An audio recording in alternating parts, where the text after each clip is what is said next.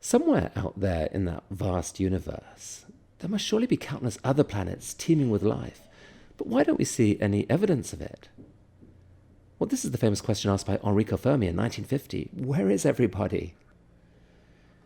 Conspiracy theorists claim that UFOs are visiting all the time and the reports are just being covered up. But honestly, they aren't very convincing. But that leaves a real riddle. In the past year, the Kepler Space Observatory has found hundreds of planets just around nearby stars. And if you extrapolate that data, it looks like there could be 500 billion planets just in our own galaxy. If only 1 in 10,000 has conditions that might support a form of life, that's still 50 million possible life-harboring planets right here in the Milky Way. So here's the riddle. Our Earth didn't form until about 9 billion years after the Big Bang. Countless other planets in our galaxy should have formed earlier and given life a chance to get underway billions, or certainly many millions of years earlier than happened on Earth. If just a few of them had spawned intelligent life and started creating technologies, those technologies would have had millions of years to grow in complexity and power. On Earth, we've seen how dramatically technology can accelerate in just 100 years.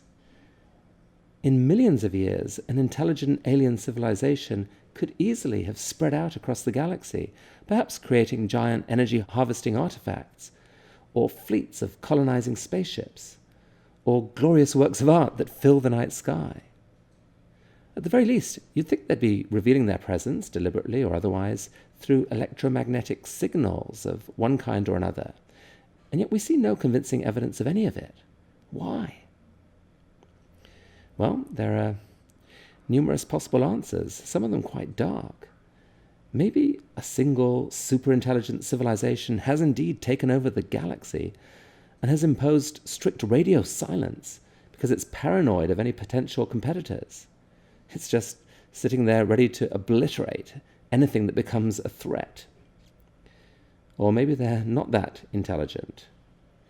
Or perhaps the evolution of an intelligence capable of creating sophisticated technology is far rarer than we've assumed.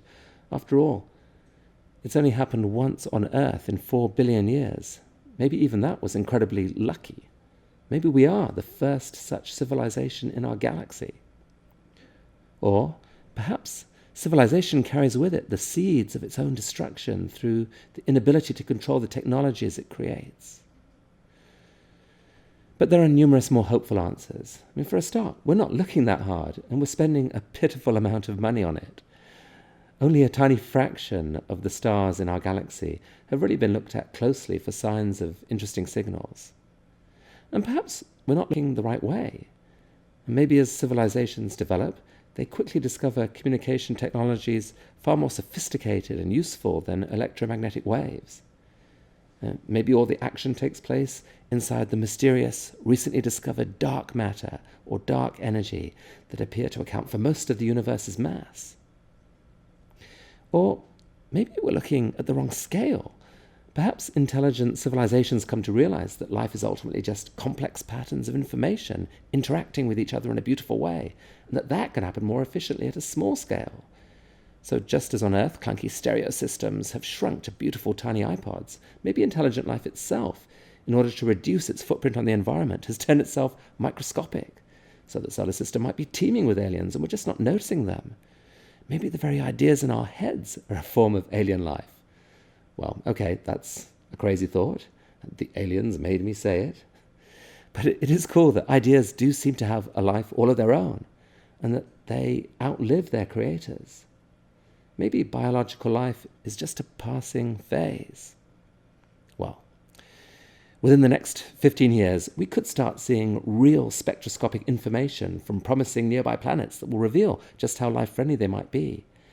And meanwhile, SETI, the search for extraterrestrial intelligence, is now releasing its data to the public so that millions of citizen scientists, maybe including you, can bring the power of the crowd to join the search.